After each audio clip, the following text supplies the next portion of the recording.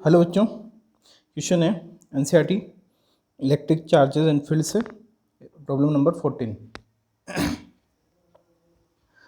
Figure shows tracks of 3 charge particles in a uniform electrostatic field. Uniform electrostatic field दे रखा है, उसमें 3 charge particle है। पहले का ट्रैक ये रहा, दूसरे का ट्रैक ये रहा, तीसरे का ट्रैक ये रहा। ठीक है ना। Give the sign of the 3 charges. तीनों के साइन बताने में पहला, दूसरा, तीसरा कौन सा पॉजिटिव कौन सा नेगेटिव है। ठीक है। उसके बाद which particle has the highest charge to mass ratio. और नेक्स्ट निकालना है चार्ज टू मास रेशियो, किसका सबसे ज़्यादा है, हुज है वो मैक्सिमम, है ना। चार्ज टू मास रेशियो किसका मैक्सिमम है, ये निकालना है अपन को। चलो निकालते हैं। सबसे पहले साइन बता देते हैं। तो साइन तो जैसे पता लग ही रहा है अपन को। देखो पॉजिटिव चार्ज है, पॉजिटिव चार्ज है तो किस इसकी तरफ कौन अट्रैक्ट होगा, नेगेटिव चार्ज। तो नेगेटिव चार्ज ये रहे, ये दोनों नेगेटिव चार्ज होंगे तभी तो इधर अट्रैक्ट हुए होंगे। तो पहला और दूसरा पार्टिकल ये दोनों तो क्या है, नेगेटिव चार्जेस हैं। लेकिन थर्ड नंबर किधर अट्रैक्ट हो रहा है, नेगेटिव की तरफ अट्रैक्ट हो रहा है। तो थर्ड नंबर को क्या होना चाहिए, थर्ड पार्टिकल को होना चाहिए पॉजिटिव चार्ज।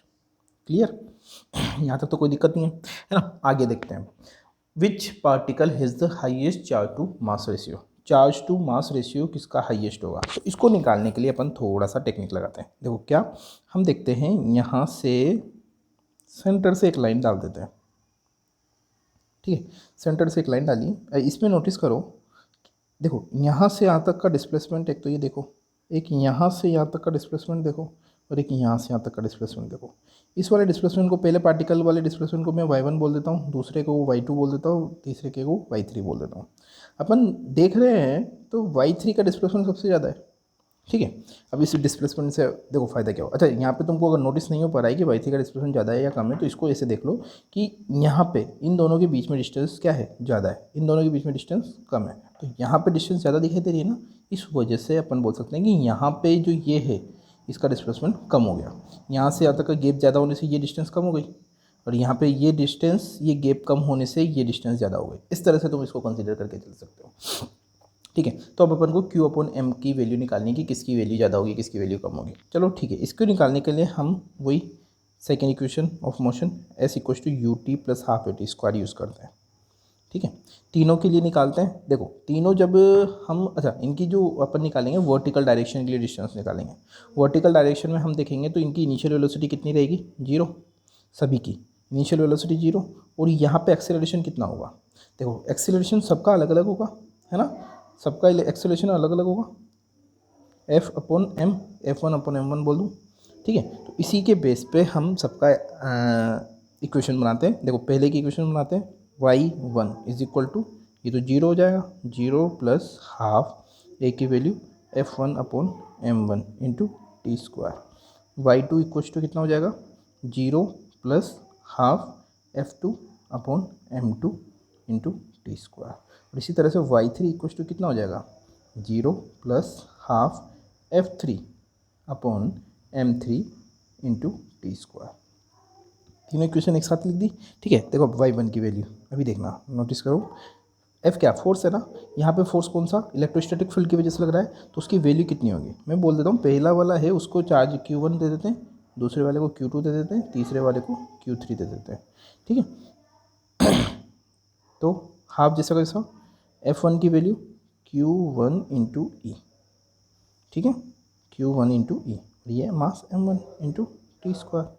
y2 की वैल्यू हाफ Q2 इंटू ई upon M2 into t square. y3 की वैल्यू हाफ Q3 इंटू ई upon M3 into t square. ठीक है, यहाँ तक हो गया। उसके बाद में देखो निकालना क्या, Q अपॉन M है ना, Q upon M, Q upon M, Q upon M, Q upon M, है ना। Half Q1 upon M1 into E into t square. y2 equal to half Q2 upon M2 into t square.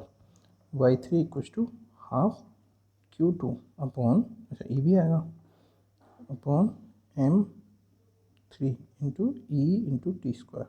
T तो देखो सबको यहाँ से यहाँ तक जाने में सबको टाइम इक्वल लगा, इस वजह से टी की वैल्यू तो क्या हो गई, सेम हो गई, है ना। हॉरिजॉन्टल डायरेक्शन में तो सेम सेम चलेंगे, तो इस वजह से टी की वैल्यू तो यहाँ से देखना, half constant E constant t constant, half constant E constant t constant, half constant E constant t constant. तो यहाँ से y1 is proportional to q1 upon m1, y2 is proportional to q2 upon m2 और y3 is proportional to q3 upon m3।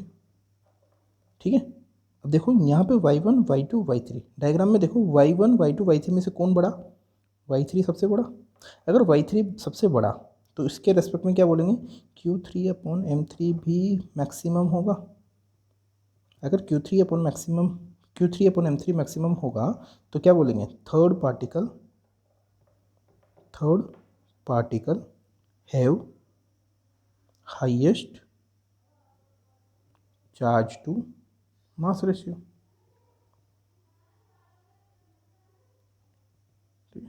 Thank you.